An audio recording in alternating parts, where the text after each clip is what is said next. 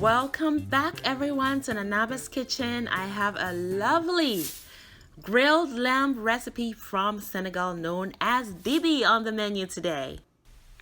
So this is for my meat lovers, and it's a perfect recipe for game night when you have your friends over and you need to do a little bit of impressing. Yes, this is the perfect dish for it.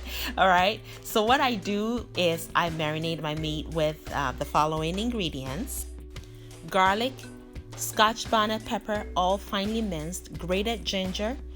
I added some salt and crushed black pepper to season, some smoked paprika, and the secret ingredient is the Dijon mustard. That also went in.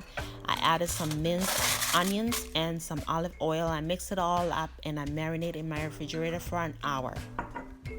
The ingredients I used, including the quantities, have all been listed in the description box below, so please check that out. It is now time to tenderize the meat, a very important step. And I choose to do that by baking the meat in my ceramic container here that has a lid. The ceramic baking pan helps the meat to be nice and tender and stays juicy and succulent. So I recommend that. I line the bottom of it with my foil and add a little bit of olive oil before pouring the meat into it, and I cover it up. I bake it for about 90 minutes at 350 degrees Fahrenheit. And when it comes out, it's just nice and tender, lovely, and ready to be grilled. And that's happening right now. The grilling is to help the outer portion of the meat to be crispy and smoky, and it happens very quickly on a very piping hot baking pan. Not baking, but actually grilling pan. We grill it for about 2 minutes on each side just to get the crispiness going.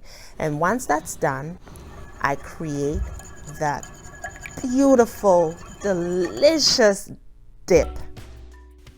This dip is seriously finger-licking good. It's so good. And it is a combination of the drippings obtained from baking the meat, some Dijon mustard, and honey.